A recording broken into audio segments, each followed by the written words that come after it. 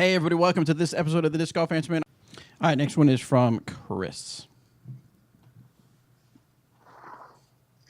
How's it going, Bobby E. Mac Brown, Eric, no nickname McCabe, and Robert Cool Daddy Slick Breeze McCall? Whoa. Just switching it up. I think I messed something up there. Yeah. Either way. So, today I played a tournament, a pretty big tournament, you know, state birth implications on the line, things like that. Know the course pretty well. Played the course a lot. Pretty difficult course. Came in with a boatload of confidence, thinking I could do well, and completely pooed the bed. And it was so bad to the point where, you know, it probably was my worst tournament round ever. I don't think it's my worst rated round, but as far as I'm concerned with my skill level, it was my worst tournament round ever. It was so bad to the point where I was embarrassed for myself and for the people on my card that I was throwing the round that I did. So I just wanted to get your guys' thoughts and opinions on how you guys deal with situations like that. Have you ever been embarrassed in a round like that? And what are your best tips for dealing and coping with that and moving past it? Thanks, guys. I can start off on this one. I think I've probably had more embarrassing rounds than Eric. Probably. I'm just betting. But sometimes you embarrass me. So wait, but that's just in life. So I think key number one when you're having a round like that is to remember that however you've played before that doesn't affect how you can play from here on out. Like, you can't get those strokes back. That's true, but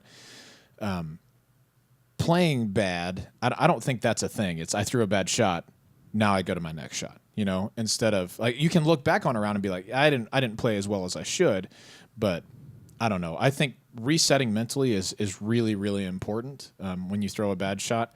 And yeah, that's one thing I would recommend. And the other is that if you're starting to feel embarrassed about how the round is going, you're thinking too much about what other people are thinking about. When I'm on the disc golf course, I'm thinking about how I need to play. If Eric's playing well, that's cool. If Eric's not playing well, that's cool. it's not cool. It's not cool, but no, it's really cool. It's just that's not a concern of mine. My concern is me.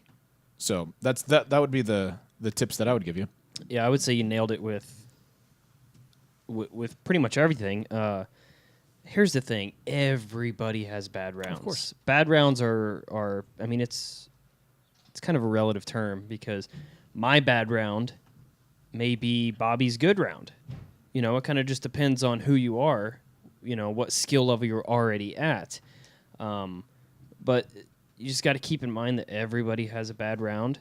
And everybody will have a bad round, and you just got to move forward. And it's not about how bad you played the last round. It's about moving forward and fixing whatever was an issue during that bad round. So if you had a bad putting day, then you should spend the next couple hours putting. Yep. If it was up shots, throwing up shots, and drives, throwing drives, whatever the case may be. So that's pretty much it. Agreed.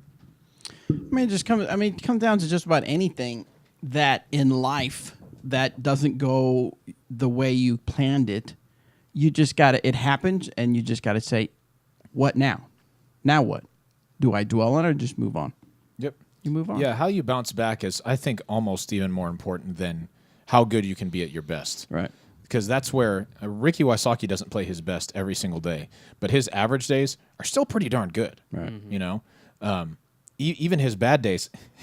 Did you know his rating drops rounds that are in the 980s, 990s? That's how consistent he is at his rating. So when you do that so well, even your bad rounds, they're not going to be that bad. So how well you rebound from those is more important than when you just shoot lights out the one time, you know? Absolutely. Of course, he just shoots lights out most of the time. Yeah, true.